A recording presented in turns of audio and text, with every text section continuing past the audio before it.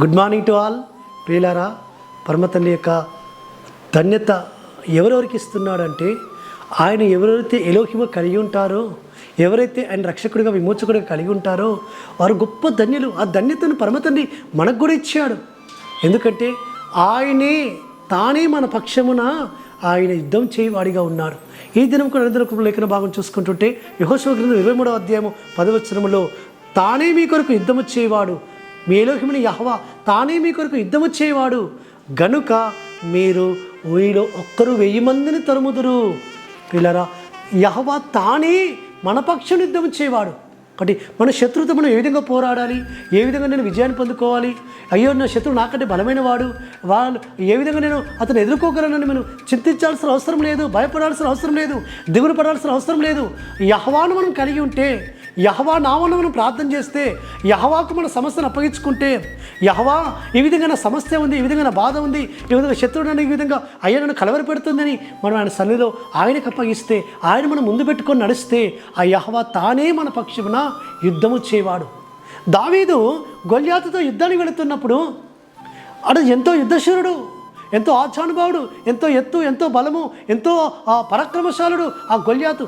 కానీ ఈ బాలుడైన దావీదు ఆ గొల్యాతు కంటే మించిన సర్వశక్తుడు, నా సర్వశక్తుడు ఆయన నాకంటే, అంటే ఇక్కడ నా గొల్యాతు కంటే, ఈ యుద్ధము కంటే ఆయన గొప్పవాడు అని దావీదు భావించాడు. కాబట్టి యుద్ధము యెహోవాదే అన్నాడు. యుద్ధము యెహోవాదే అని చెప్పి ఆ గొల్యాతుతో అంటున్నాడు, యెహోవా నామమున నేను మీకు యుద్ధానికి వస్తున్నాను. ఆ పరమ తండ్రి సన్నిధిలో దావీదుకున్న ఆ విశ్వాసము, ఆ తెగింపు మన జీవితాల్లో ఉంటే మనం ఒక్కరము 1000 మందిని తరుముతాము. ఇక్కడ ఇచ్చిన వాగ్దానం అదే. ఆ యెహోవా తానే మీ పక్షాన యుద్ధము చేయను కాబట్టి మీరు ఒక్కరు 1000 మందిని తరుముదురు, ఇద్దరు 10,000 మందిని తరుముదురు. మనం ఒక్కరమున్నా 1000 మందిని తరిమే ఆ శక్తి సామర్థ్యము ఆ పరమతను మనకిస్తాడు. మనము కాదు యుద్ధము చేసేది, యుద్ధము యెహోవాదే అని మనం ప్రకటించినప్పుడు, యుద్ధమును ఆయనకు అప్పగించినప్పుడు, ఆయన ముందు పెట్టుకున్నప్పుడు ఆయన యుద్ధం చేస్తాడు. శత్రువును ఆయన తరుముతాడు, శత్రువును ఆయన సంహరిస్తాడు, శత్రువు లేకుండా చేస్తాడు ఆయన.